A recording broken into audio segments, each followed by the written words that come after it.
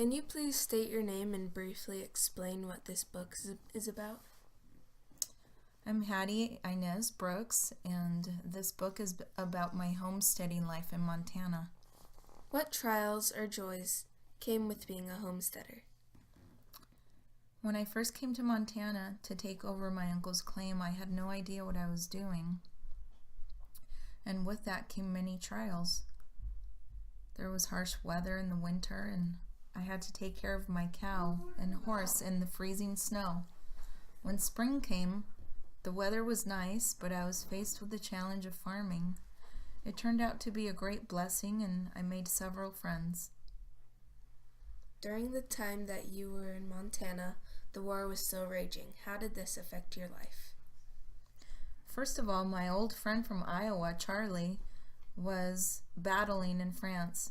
He and I were pen pals, and I prayed for his safety. Not only that, there was a group called the County Council of Defense. Though they were doing it for their country, those men were often harsh on people. Their goal? Get the whole county to purchase war bonds. They were very patriotic, but hated most people born in the countries America was fighting against. My good friend Carl Mueller was born in Germany, but had resided in America for many years, long before the war began. The County Council of Defense was always hard on Carl, but one in particular, Traft Martin, went to great lengths to give him a hard time. How was your life in Montana different than your life in Iowa? Moving to Montana was a huge change for me. I've been an orphan almost my whole life and was pushed from one family to the next. I used to be kind of a nobody. I called myself Hattie here and there because that's all I really was. I wasn't used to the farmland either. My nearest neighbor was about a half mile up the road. I had never learned how to farm or to plow or fence. Also, I was 3 miles northwest from the nearest town called Vida. I had never been so far from shopping and supplies. I had to stock up on my sugar, flour, and some other groceries. I had to milk my cow Violet and collect eggs from my 3 chickens that I bought from a neighbor every morning. During your time in Montana, who did you trust the most or grow closest to? I'd have to say definitely Paralee Mueller and her family. Her husband Carl helped me with so many things such as plowing and other farming basics. Paralee's children were Chase, Maddie, Fern, and Lottie. Chase was very smart and quite the gentleman. Maddie could talk your ear off. Fern was just a toddler, and Lottie was born while I was there. Another friend of mine was a close neighbor called Rooster Jim.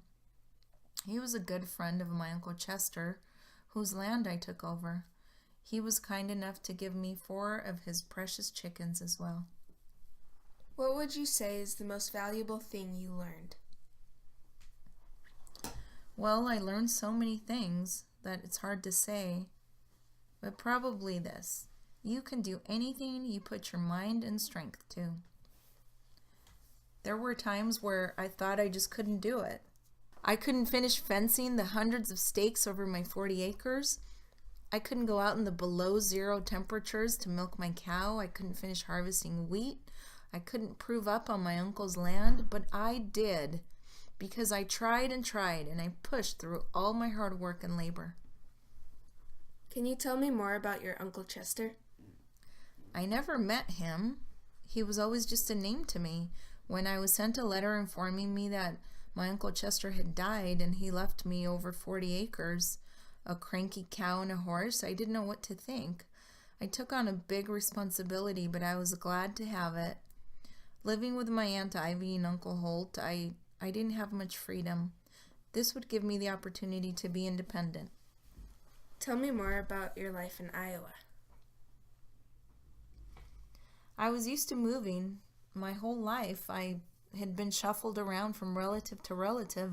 When I moved to Iowa, I lived with Uncle Holt and my Aunt Ivy. Uncle Holt and I, we We got along well, but Aunt Ivy and we didn't exactly click. Though I had lived with her for several years, I never really felt comfortable with her. I kept in touch with my Uncle Holt. We communicated through letters where I would tell him all the latest news. At school, I became friends with Charlie, the soldier who was in France last year. I wrote to Charlie often, too. He'd tell me the news about the war, and I'd tell him about the crazy stories of my homesteading life and my adventures as a farmer. How old were you when you left Iowa?